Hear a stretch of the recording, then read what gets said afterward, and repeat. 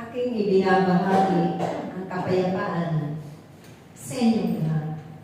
Naway kayo rin ang inyong mga anak ay magbahag na ng kapayapaan may kagalakan.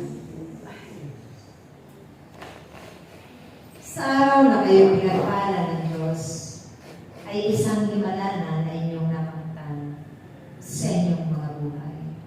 Sa pagtanggap niyo sa akin, hindi lamang kayo nakalaya sa araw na yun sa inyong mga kasalanan at unti-unti ninyo itong tinalikuran at sinalay ang inyong mga sarili na magbahagi ng kabutihan at magpalaganap ng kabutihan sa sanglibutan ito. Isang magandang halimbawa yan aking mga anak na nagpapakita na kayo'y sincero at tapat sa inyong paglilingkod na may kalapit na pag-ibig, kababaan at kalooban sa isa't isa. Nariyan ang liwanag na taglay-taglay ng bawat isa. Dahil sa pamamagitan ng liwanag na ito, ang mga nabiringla na inyong mga kapwa-tao sa sanglibutan ito, tunay na maliliwanag.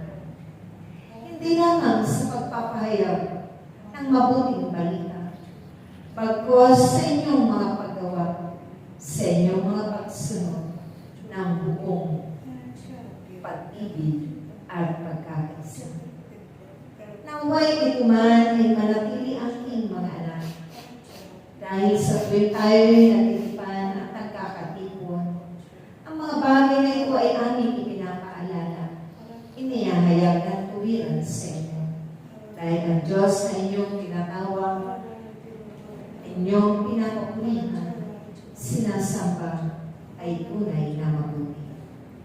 Kaya aking mga anak, kung kayo ay nilikha ng Diyos na kawangis niya, daragdagan niyo pa ng kabutihan ang inyong mga paggawa.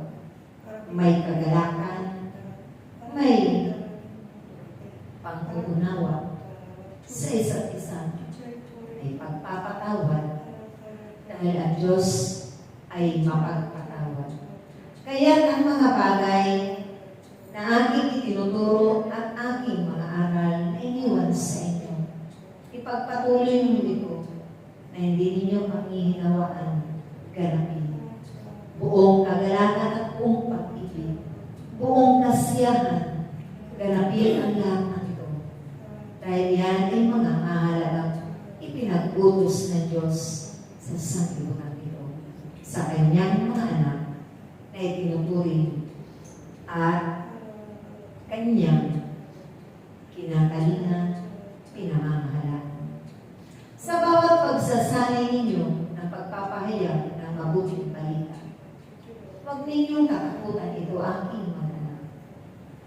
Dahil darating ang araw na kayo ay pupurihin ng Diyos ng mga bagay na mabubuti upang patutuhanan ninyo ang inyong mga karanasan sa piling ng Diyos. Ang mga karanasan ninyo sa inyong buhay paglilingkod, na ito ay magbibigay inspirasyon doon sa makakakita at makakarinig. At doon sa ibig din makamit ang bagong buhay. Kaya huwag kayong hihinto, huwag kayong mapapagod, huwag kayong manghihinawa, huwag kayong magtatangi ng inyong paglilingkuran tulad ng aking ginanap sa po ng aking mga alagad nung ako'y narito pa sa Santo Namin. Maraming pagpapala ang nakalaan sa inyo na nagmumula sa Diyos. Marami siyang pangarap sa inyo. Kung kayo bilang tao na nilikha niya, ay may mga pangarap sa inyong mga buhay. Higit pa roon ang kanyang pangarap. Kaya, matuto kayong magantay.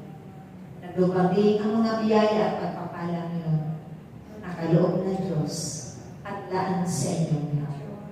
Dahil ito ay isang himala at liwaga at sorpresa ng Diyos sa inyong mga buhay.